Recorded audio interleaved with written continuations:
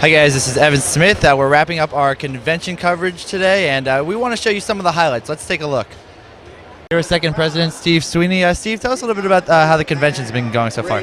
I think it's really going well. You know, originally, the first night it was bumpy.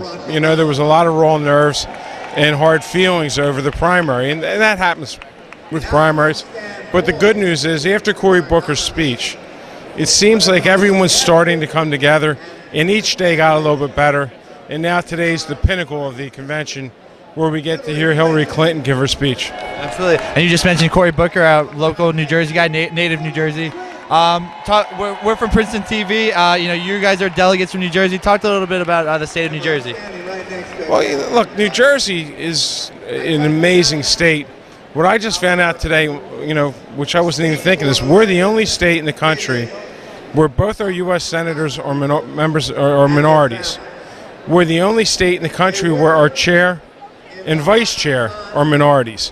New Jersey is going to be the first majority-minority state in the nation. So, New Jersey is a melting pot, and it's wonderful to see that leadership has risen and not been held back, because of race. And when you hear what the Republicans talk about, it's important. It's a different story. All right. Thank you so much, Steve.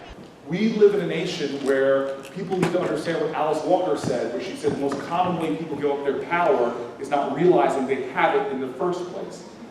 And young folks offer something that is really powerful to me, which is that they're willing to innovate. They're not stuck in the same grooves that often you get into when you get into your 40s, and they're willing to try different things and push, again, that moral imagination further to think of new ways to make change. And I've seen that in my own life. I've seen that in the communities I've worked in and what young folks offer in new ways to protest, in new ways to challenge. And now we have tools that are amazing. Civil rights organizers didn't have things, little supercomputers in their pockets to do things. I love what social media did for me as a young leader coming up, that I started using this platform to really innovate, to make change in an inner city community.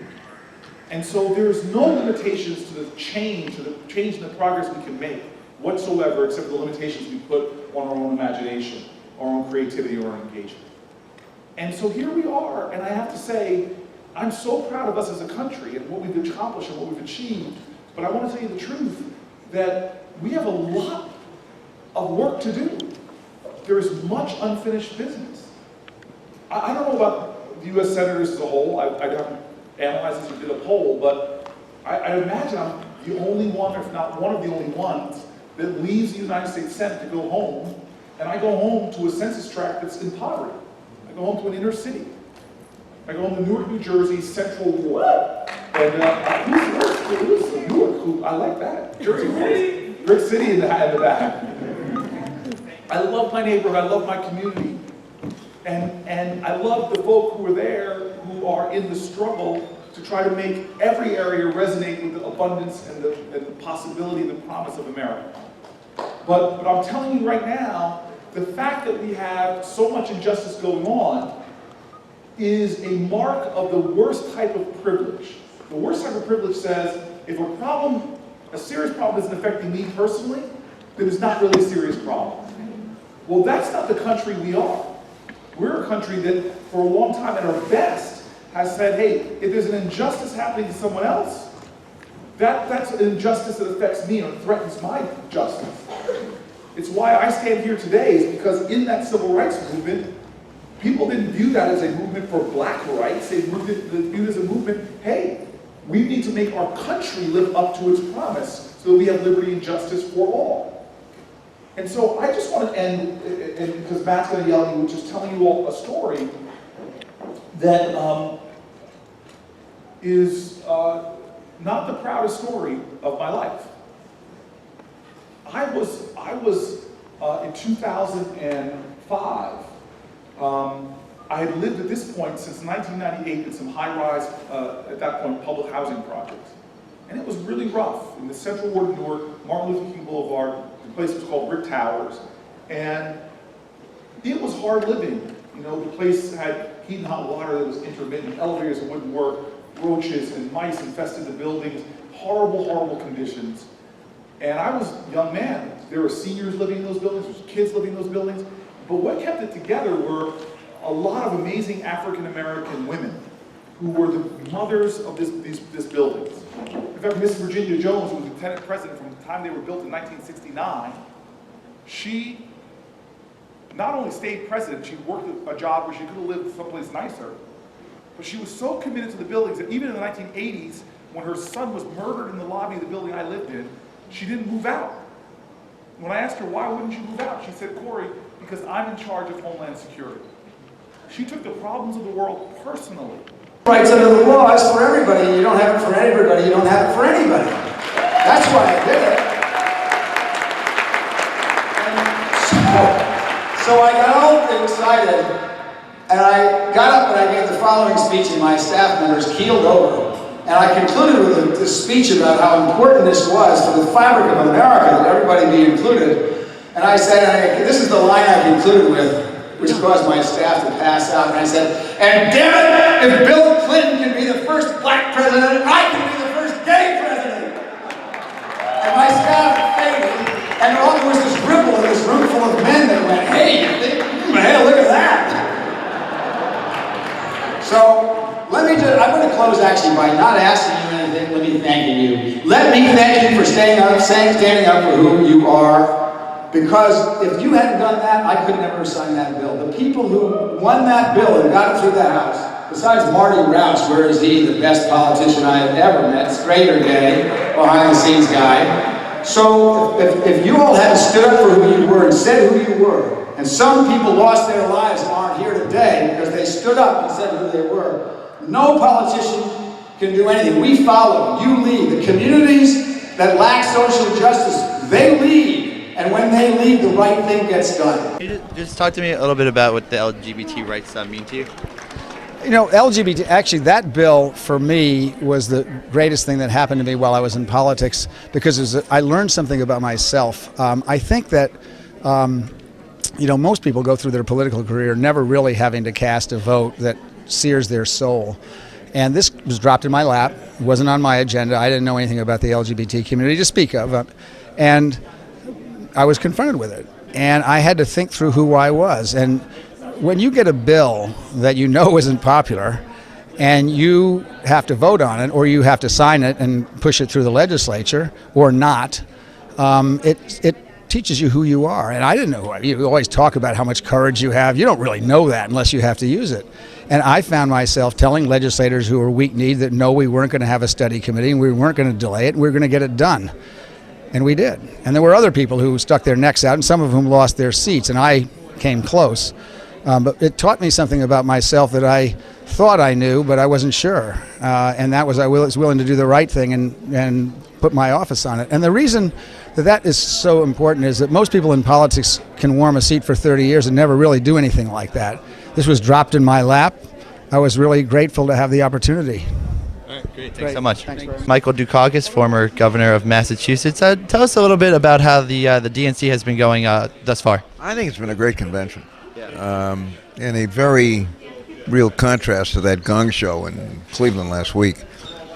And I think this will be a very good final wrap-up here. But then the fun begins. I mean, then we've got to get out there and start connecting with people all over the country. I mean, this has got to be, I'm a huge believer in precinct-based grassroots organizing, and we've got to do that. Well, you had some experience, obviously, in 1988. You know, you were in the convention. Take us a little bit through that process. And Well, lessons learned, sadly. We had a great primary campaign. I started maybe at 1% in the polls and won the nomination. Great convention. Picked Lloyd Benson as my running mate. He was a superb guy. And we came out of that convention in great shape. But I kind of forgot that it's a whole new ball game after you and the other guy win the nomination. And just wasn't ready for the final. And one of the things that I decided was that I was not going to respond to the Bush attack campaign. You know, the country, people forget this, country was hugely polarized under Ronald Reagan. You know what I mean? Very divided. This notion that somehow everything was wonderful in the 80s is nonsense. Right. And I thought that, you know, the country was kind of tired of this stuff. But the lesson of '88 is that if the other guy's going to come at you, you've got to have a pretty carefully thought through strategy for dealing with it, and I just didn't. And what was a really substantial poll lead when we came out of the convention just kind of disappeared. So Yeah, we'll talk a little bit about momentum, and also that you just mentioned. So I guess this is a two-part question. Talk a little bit about momentum and how important that is, and then also you just mentioned that attack campaigns and how to be prepared for that. Donald Trump is one of the most prolific attackers we've maybe ever seen. So tell us a little bit about both those things. Well, let me start with the second part, which is that there's one lesson that came out of my defeat. It is that you cannot afford to let your opponent come at you, and do that without carefully putting together a strategy for dealing with it, as Bill Clinton did very successfully against Bush 4 years later, when they ran the same kind of attack campaign against him. And in this particular case, in my opinion, Trump is so vulnerable in so many ways, and we saw that yesterday really for the first time with those speeches, that I think it's very important that coming right out of this convention we make it clear to people that this guy is not only a screwball, he's kind of a shyster. And I think the tax return issue is very important here. This guy isn't releasing his tax returns. All of us for the past 30 years that run to presidency have released our tax returns. And it's obviously he's hiding something. And I think we should go on a Trump tax watch where every day we ask him where his tax returns are. Because I think this is very, very important. It seemed that was actually a strategy with the previous election with Mitt Romney. Maybe is that an effective tactic? I think so. And in this case, you've got to assume that there's stuff in those returns that makes him very vulnerable. At the same time, Hillary's got to have a very strong positive message. This has been a very good 8 years for the United States of America when you think back to where we were in 2008. When the country was practically a basket case. I mean, General Motors was going bankrupt. Wall Street was hysterical. We've come a long way. And I think you've got to remind people of that. I mean, I remember Roosevelt and Truman running against Herbert Hoover for years because of what happened during the Great Depression. And memories tend to be short. People forget what it was like in 2008 when Obama was elected. So I think that's a very important part of our strategy. And finally, we've got to be out in these communities. I mean, in precincts, knocking on doors, connecting with people in a very personal way. Absolutely. And you just mentioned Obama. You gave a pretty passionate speech last night. Maybe just talk a little bit about that and what that meant. Well, this is very important to Obama. I mean, he's had what I think, notwithstanding the Obama haters, has been a pretty impressive 2 terms almost. And he obviously wants to make sure that he's succeeded by somebody who's going to continue that and not blow it up, is pretty obvious. And do you see her policies being pretty similar to President Obama? Yeah, but I mean, she's obviously proposed some things that he has not done, and I don't think he's got any objection about that. I mean, he'd do them if he possibly could, but we're finally now getting close to full employment, and it's time for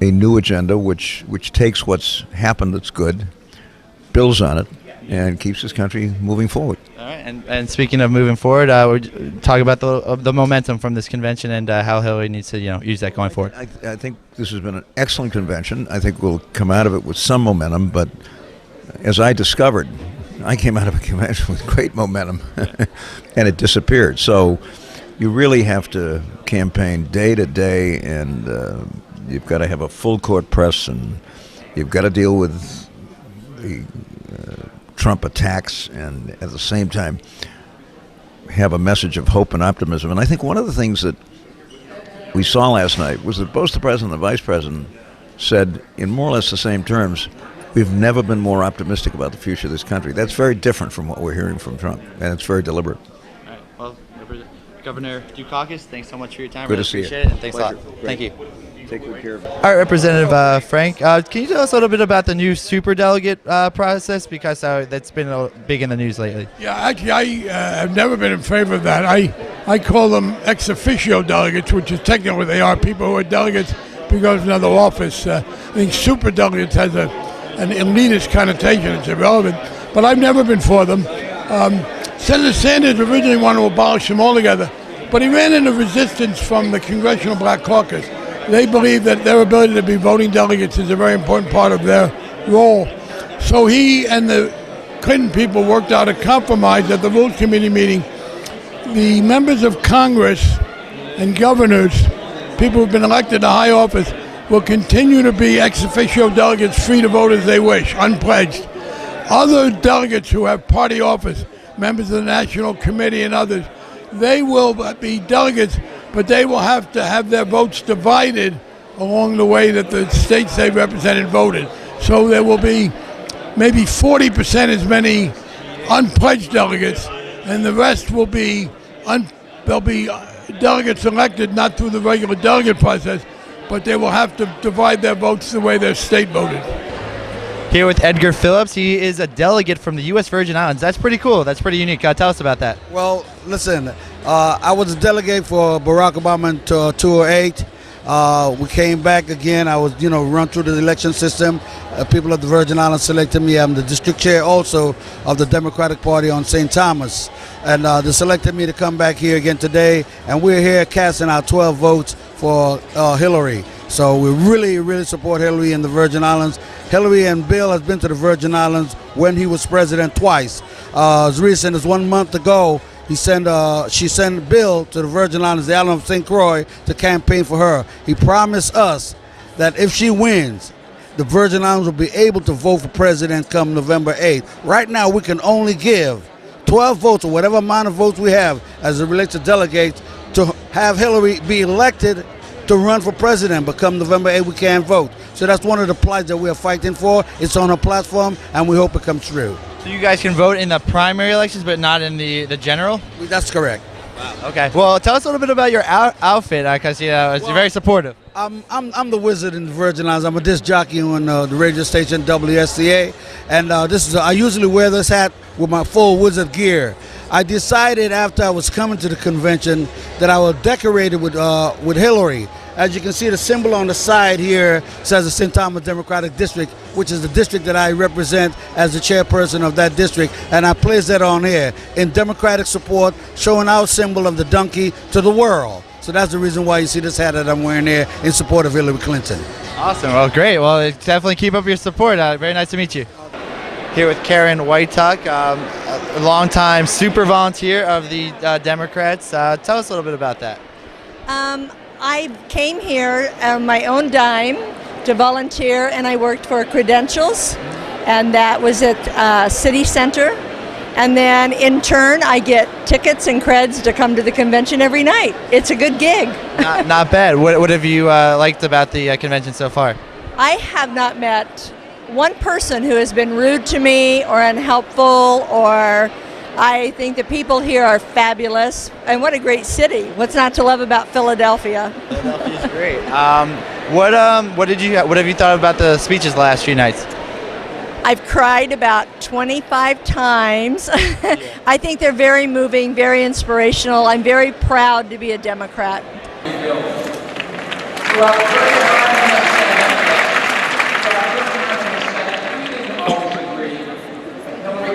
Always listen.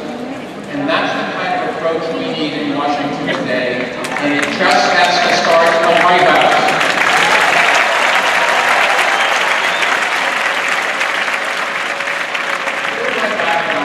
I've often encouraged business leaders to run for office because many of them share the same pragmatic approach to building consensus, but not all. Most of us who have created a business know that we're only as good as the way our employees, clients, and partners view us. Most of us don't pretend that we're smart enough to make every decision by ourselves. And most of us who have our names on the door know that we are only as good as our word, but not Donald Trump.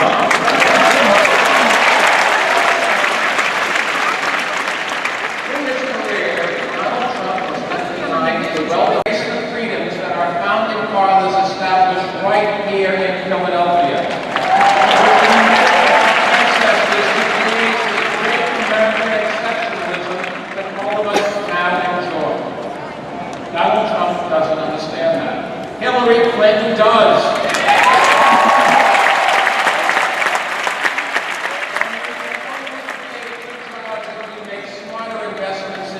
infrastructure and do more to support small businesses, not stiff them. Donald Trump doesn't understand that. Hillary Clinton does.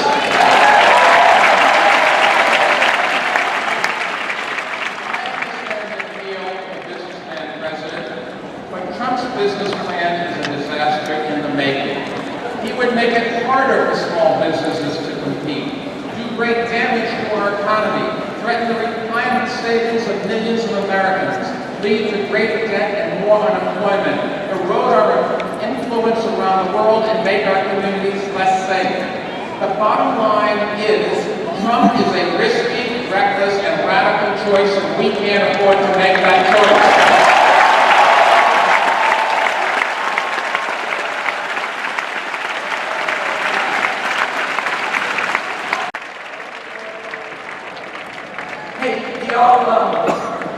Do y'all remember Carla, the little girl that we heard from on Monday night? Who was worried that her parents would be deported? Carla said she trusts Hillary to keep them together. And do you remember the mothers of the movement last night? They said they trust Hillary to keep other mothers, sons, and daughters safe. And on a personal level, as he served our nation abroad, I trust Hillary with our son's life.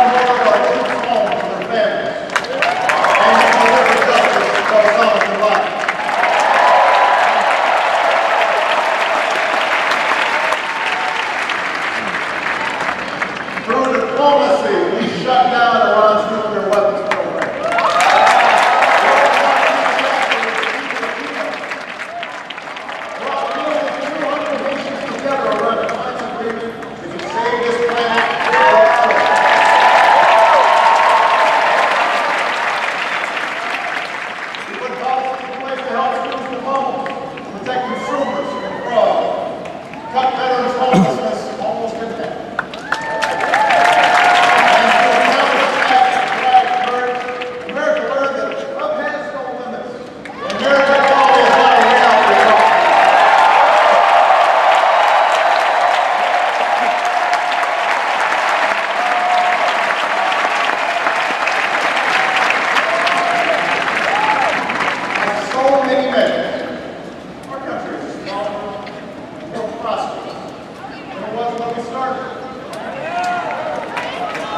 And through every victory, every setback, I've insisted that change is never easy, never quick.